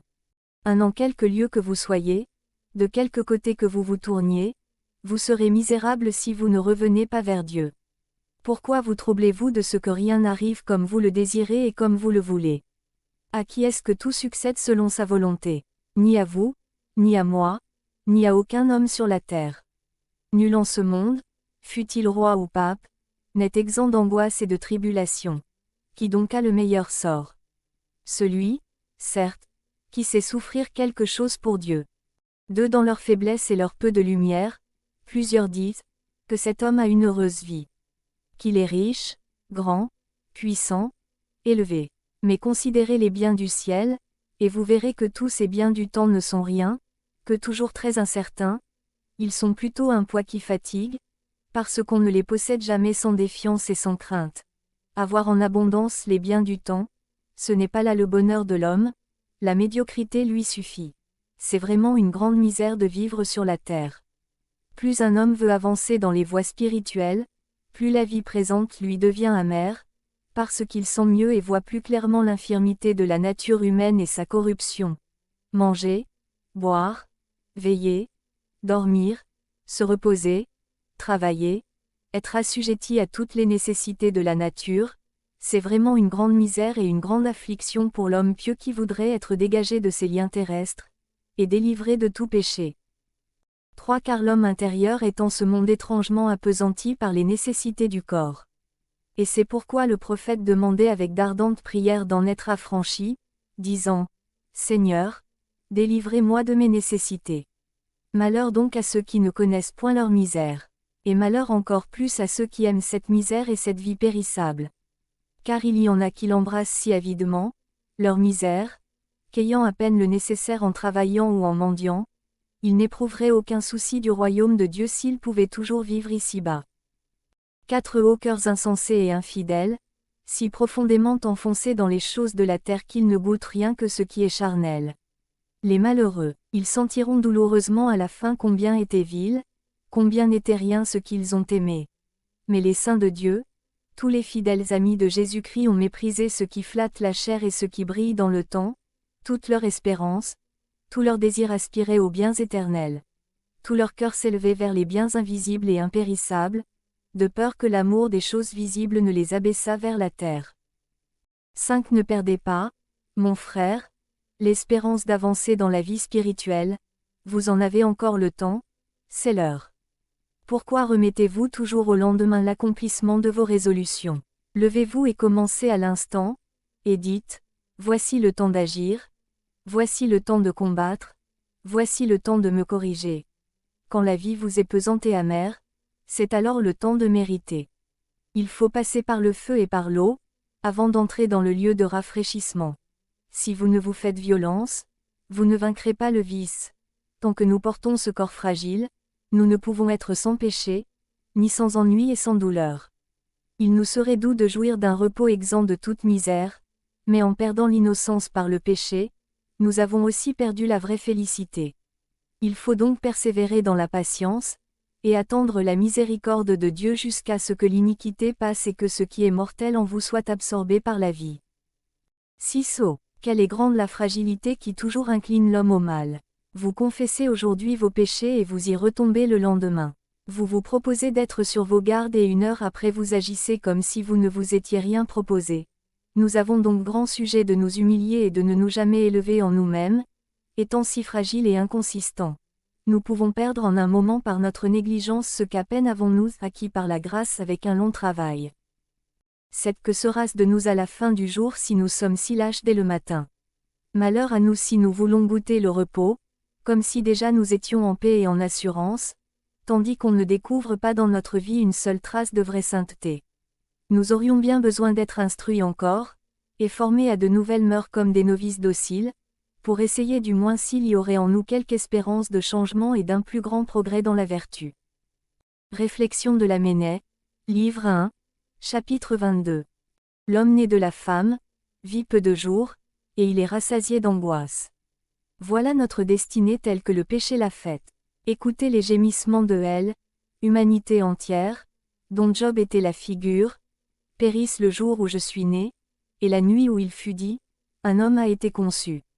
Pourquoi ne suis-je pas mort dans le sein de ma mère, ou n'ai-je pas péri en sortant? Pourquoi m'a-t-elle reçu sur ses genoux, et allaité de ses mamelles? Maintenant je dormirai en silence, et je reposerai dans mon sommeil. Mais déjà sur cette grande misère se levait l'aurore d'une grande espérance, je sais que mon Rédempteur est vivant, et que je serai de nouveau revêtu de ma chair, et dans ma chair je verrai mon Dieu, je le verrai et mes yeux le contempleront. Dès lors, tout change, ces douleurs, auparavant sans consolation, unies à celles du Rédempteur, ne sont plus qu'une expiation nécessaire, une épreuve de justice et de miséricorde, une semence d'éternelle joie. Le Christ, en mourant, a ouvert le ciel à l'homme déchu, qui pour unique grâce demandait à la terre un tombeau. Et nous nous plaindrions des souffrances auxquelles Dieu réserve un tel prix. Et le murmure serait sur nos lèvres, lorsque, par les tribulations, Jésus-Christ daigne nous associer au mérite de son sacrifice. C'en est fait, Seigneur, je reconnais mon aveuglement, mon ingratitude, et je ne veux plus désirer ici-bas que d'avoir part à votre passion, afin de participer un jour à votre gloire. Livre 1, chapitre 23, de la méditation de la mort. Un sang sera fait de vous bien vite ici-bas, voyez donc en quel état vous êtes. L'homme est aujourd'hui, et demain il a disparu, et quand il n'est plus sous les yeux, il passe bien vite de l'esprit. Ô stupidité et dureté du cœur humain, qui ne pense qu'au présent et ne prévoit pas l'avenir. Dans toutes vos actions, dans toutes vos pensées, vous devriez être tel que vous seriez s'il vous fallait mourir aujourd'hui. Si vous aviez une bonne conscience, vous craindriez peu la mort. Il vaudrait mieux éviter le péché que fuir la mort. Si aujourd'hui vous n'êtes pas prêt, comment le serez-vous demain? Demain est un jour incertain, et que savez-vous si vous aurez un lendemain? De que sert de vivre longtemps puisque nous nous corrigeons si peu? Ah, une longue vie ne corrige pas toujours, souvent plutôt elle augmente nos crimes. Plus à Dieu que nous eussions bien vécu dans ce monde un seul jour. Plusieurs comptent les années de leur conversion, mais souvent, qu'ils sont peu changés, et que ces années ont été stériles. S'il est terrible de mourir, peut-être est-il plus dangereux de vivre si longtemps. Heureux celui à qui l'heure de sa mort est toujours présente, et qui se prépare chaque jour à mourir. Si vous avez vu jamais un homme mourir, songez que vous aussi vous passerez par cette voie. 3. Le matin, pensez que vous n'atteindrez pas le soir, n'osez pas vous promettre de voir le matin. Soyez donc toujours prêts, et vivez de telle sorte que la mort ne vous surprenne jamais. Plusieurs sont enlevés par une mort soudaine et imprévue, car le Fils de l'homme viendra à l'heure qu'on n'y pense pas. Quand viendra cette dernière heure, vous commencerez à juger tout autrement de votre vie passée, et vous gémirez amèrement d'avoir été si négligent et si lâche. 4. Qu'heureux et sage est celui qui s'efforce d'être tel dans la vie qu'il souhaite d'être trouvé à la mort. Car rien ne donnera une si grande confiance de mourir heureusement, que le parfait mépris du monde, le désir ardent d'avancer dans la vertu, l'amour de la régularité, le travail de la pénitence, l'abnégation de soi-même et la constance à souffrir toutes sortes d'adversités pour l'amour de Jésus-Christ. Vous pourrez faire beaucoup de bien tandis que vous êtes en santé, mais, malade, je ne sais ce que vous pourrez. Il en est peu que la maladie rend meilleur, comme il en est peu qui se sanctifient par de fréquents pèlerinages. 5. Ne comptez point sur vos amis ni sur vos proches, et ne différez point votre salut dans l'avenir, car les hommes vous oublieront plus vite que vous ne pensez. Il vaut mieux y pourvoir de bonne heure et envoyer devant soi un peu de bien, que d'espérer dans le secours des autres, si vous n'avez maintenant aucun souci de vous-même, qui s'inquiétera de vous dans l'avenir. Maintenant le temps est d'un grand prix. Voici maintenant le temps propice, voici le jour du salut. Mais, ô douleur, que vous fassiez ainsi vain usage de ce qui pourrait vous servir à mériter de vivre éternellement. Viendra le temps où vous désirerez un seul jour, une seule heure, pour purifier votre âme, et je ne sais si vous l'obtiendrez. Si ça, mon frère, de quel péril, de quelle crainte terrible vous pourriez vous délivrer si vous étiez à présent toujours en crainte de la mort. Étudiez-vous maintenant à vivre de telle sorte qu'à l'heure de la mort vous ayez plus sujet de vous réjouir que de craindre. Apprenez maintenant à mourir au monde afin de commencer alors à vivre avec Jésus-Christ. Apprenez maintenant à tout mépriser, afin de pouvoir alors aller librement à Jésus-Christ. Châtiez maintenant votre corps par la pénitence afin que vous puissiez alors avoir une solide confiance. Insensé, sur quoi vous promettez-vous de vivre longtemps, lorsque vous n'avez pas un seul jour d'assuré? Combien ont été trompés et arrachés subitement de leur corps?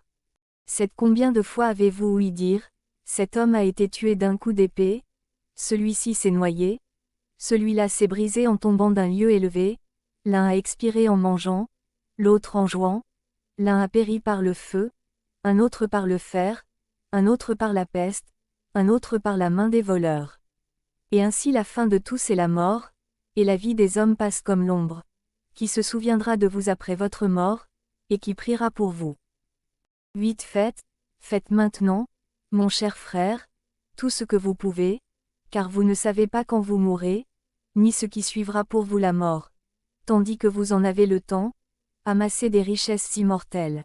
Ne pensez qu'à votre salut, ne vous occupez que des choses de Dieu. Faites-vous maintenant des amis, en honorant les saints et en imitant leurs œuvres, afin qu'arrivé au terme de cette vie, ils vous reçoivent dans les tabernacles éternels. 9. Vivez sur la terre comme un voyageur et un étranger à qui les choses du monde ne sont rien. Conservez votre cœur libre et toujours élevé vers Dieu, parce que vous n'avez point ici-bas de demeure permanente. Que vos gémissements, vos larmes, vos prières, montent tous les jours vers le ciel afin que votre âme, après la mort, mérite de passer. Réflexion de Lamennais, livre 1, chapitre 23. Approchez-vous de cette fosse, regardez ces ossements blanchis et déjoints, voilà tout ce qui reste ici-bas d'un homme que vous avez connu peut-être et qui ne pensait pas plus à la mort, il y a peu d'années, que vous n'y pensez aujourd'hui. Ne fallait-il pas, en effet, qu'il songeât d'abord à sa fortune, à celle des siens, à l'établissement de sa famille. Aussi s'en est-il occupé jusqu'au dernier moment. Eh bien, maintenant allez, entrez dans sa maison. Des héritiers indifférents y jouissent des biens qu'il avait amassés, et travaillent eux-mêmes à en amasser de nouveaux. Du reste, nul souvenir du mort. Quelque chose de lui subsiste cependant, et la tombe ne le renferme pas tout entier. Il avait une âme rachetée du sang de Jésus-Christ. Où est-elle? À l'instant où elle quitta le corps, sa demeure fut fixée, ou dans le ciel sans crainte désormais, ou dans l'enfer sans espérance.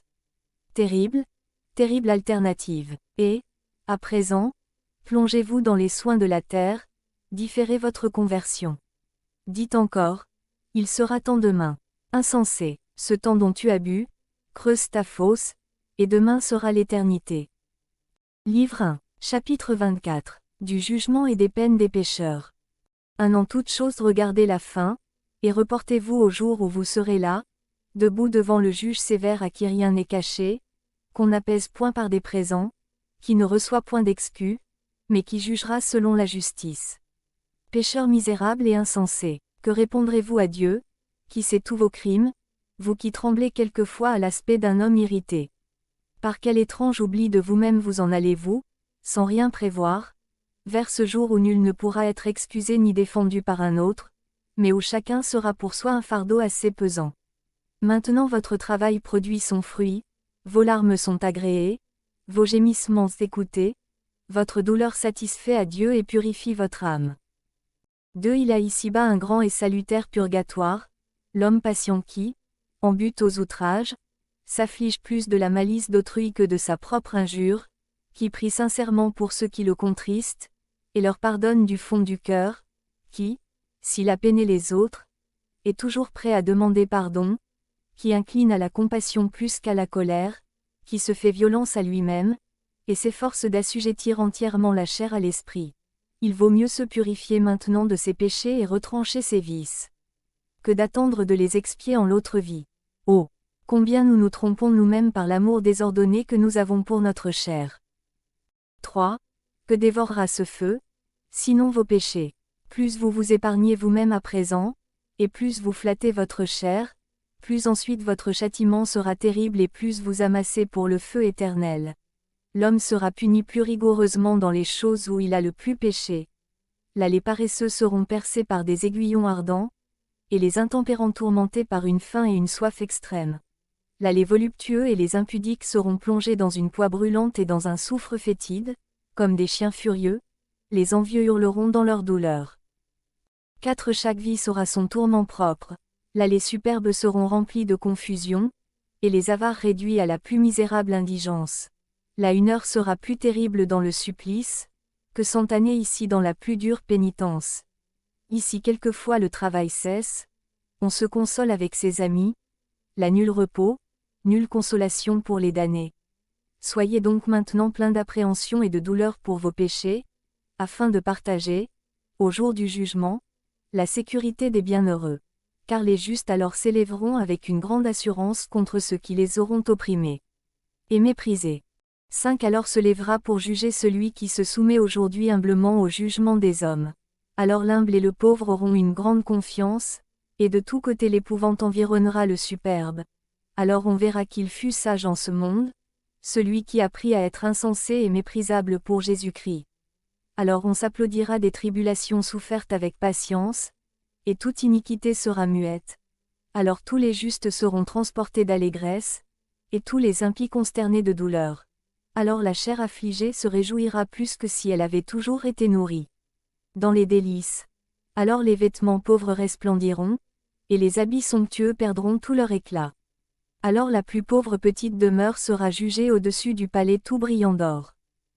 6. Alors une patience constamment soutenue sera de plus de secours que toute la puissance du monde, et une obéissance simple, élevée plus haut que toute la prudence du siècle. Alors on trouvera plus de joie dans la pureté d'une bonne conscience que dans une docte philosophie. Alors le mépris des richesses aura plus de poids dans la balance que tous les trésors de la terre. Alors le souvenir d'une pieuse prière vous sera de plus de consolation que celui d'un repas splendide. Alors vous vous réjouirez plus du silence gardé que de longs entretiens.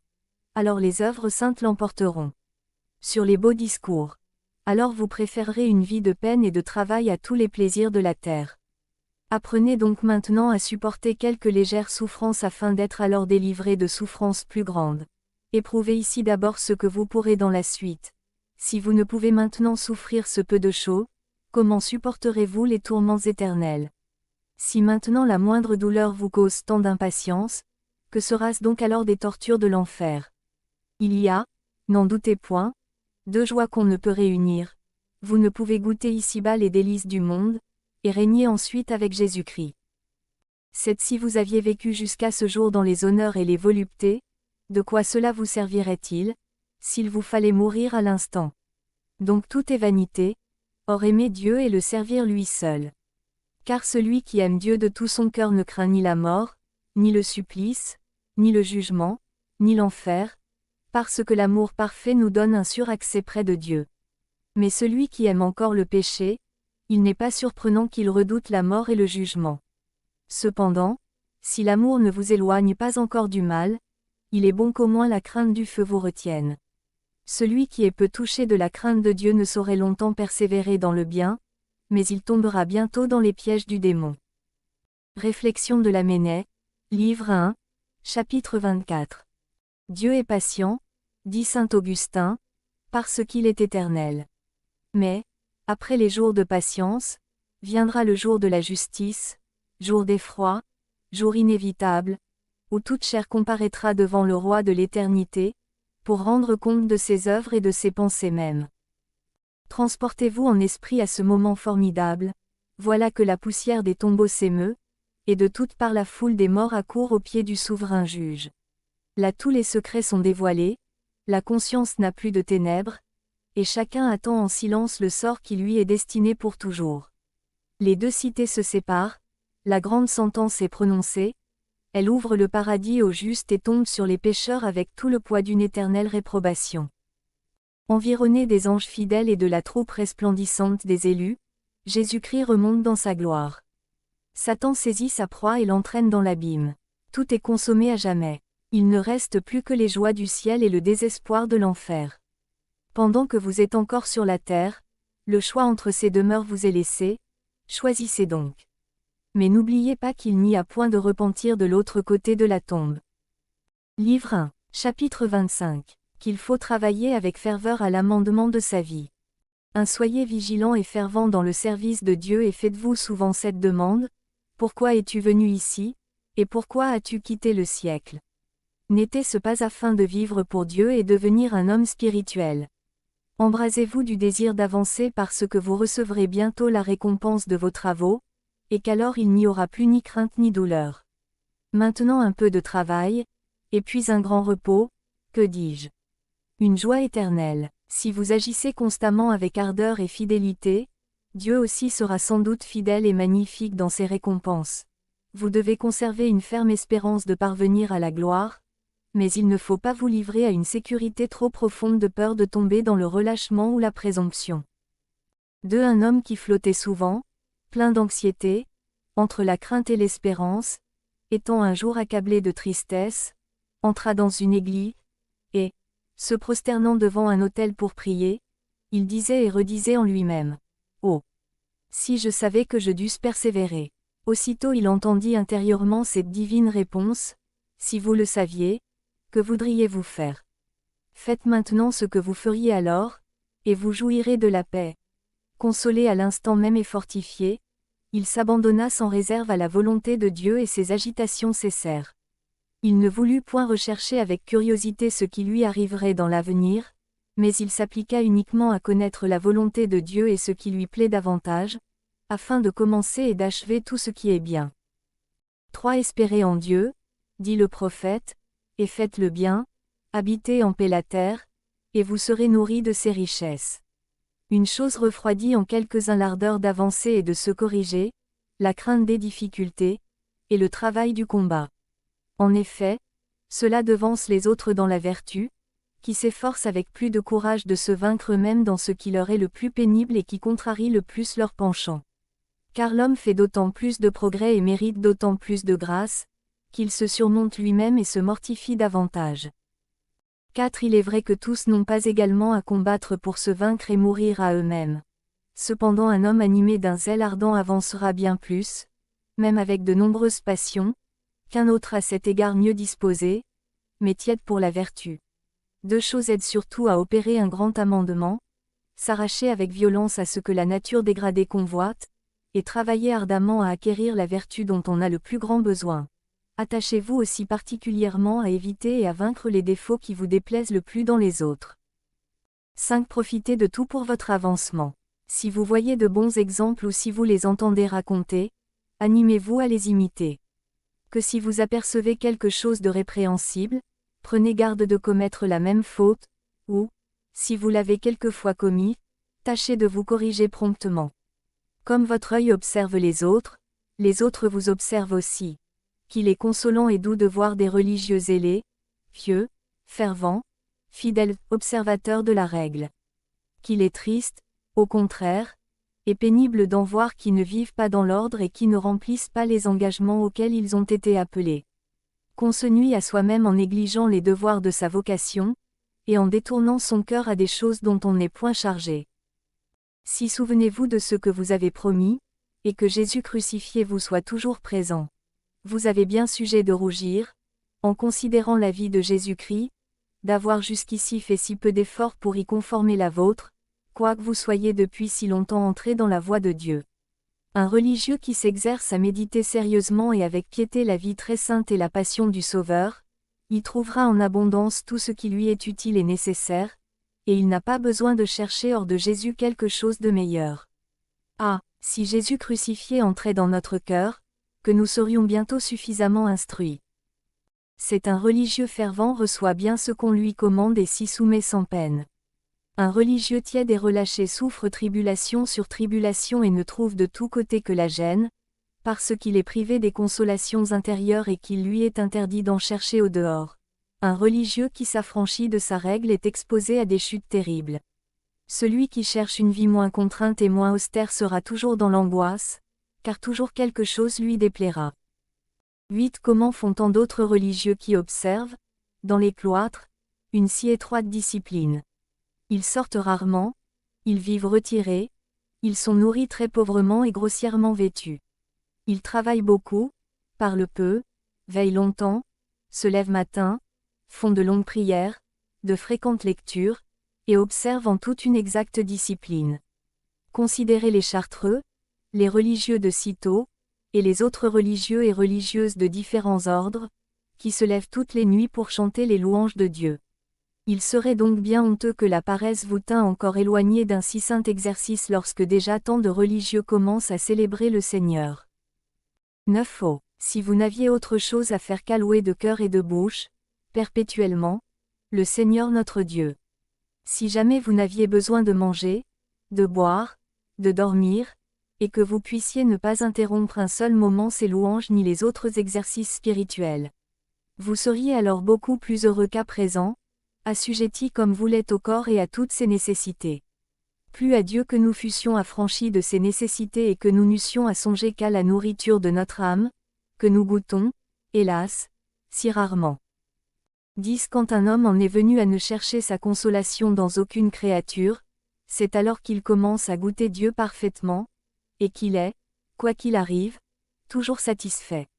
Alors il ne se réjouit d'aucune prospérité et aucun revers ne le contriste, mais il s'abandonne tout entier, avec une pleine confiance, à Dieu qui lui est tout en toute chose, pour qui rien ne périt, rien ne meurt, pour qui au contraire tout vit, et à qui tout obéit sans délai. 11. Souvenez-vous toujours que votre fin approche et que le temps perdu ne revient point. Les vertus ne s'acquièrent qu'avec beaucoup de soin et des efforts constants.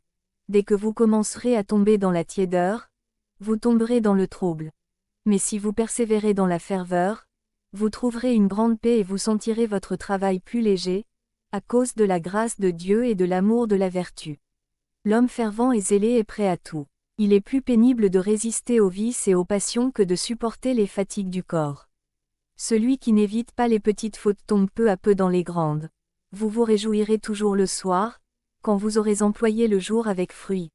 Veillez sur vous, excitez-vous, avertissez-vous, et quoi qu'il en soit des autres, ne vous négligez pas vous-même. Vous ne ferez de progrès qu'autant que vous vous ferez violence. Réflexion de Lamennais, livre 1, chapitre 25. Êtes-vous sincèrement résolu à vous sauver? En avez-vous la volonté ferme? Alors préparez-vous au travail, au combat, car le salut est à ce prix. La voie qui conduit à la perte est large, mais qu'étroite, dit l'Évangile, est celle qui conduit à la vie. Sans doute l'onction de la grâce adoucit pour le fidèle ce travail, ce combat. Au milieu des fatigues et des souffrances, il jouit d'une paix céleste que le pécheur ne connaît point. Cependant il a besoin de continuels efforts pour triompher de lui-même, pour vaincre ses désirs, ses passions et le prince de ce monde. Qui a fait les saints, sinon cette lutte courageuse et persévérante? Les uns ont été tourmentés, ne voulant pas racheter leur vie, afin d'en trouver une meilleure dans la résurrection. Les autres ont souffert les moqueries, les fouets, les chaînes et les prisons. Ils ont été lapidés, sciés, éprouvés en toute manière. Ils sont morts par le tranchant du glaive, vagabonds, couverts de peau de brebis et de peau de chèvre, oppressés par le besoin, l'affliction, l'angoisse. Ils ont erré dans les déserts, et dans les montagnes, et dans les antres, et dans les cavernes de la terre, eux dont le monde n'était pas digne. Enveloppés donc d'une si grande nuée de témoins, dégageons-nous de tout ce qui nous appesantit et du péché qui nous environne, et courons par la patience au combat qui nous est proposé. Les regards fixés sur Jésus, l'auteur et le consommateur de la foi, qui, en vue de la joie qui lui était préparée, a souffert la croix, en méprisant l'ignominie. Et maintenant il est assis à la droite du trône de Dieu. Fin du premier livre.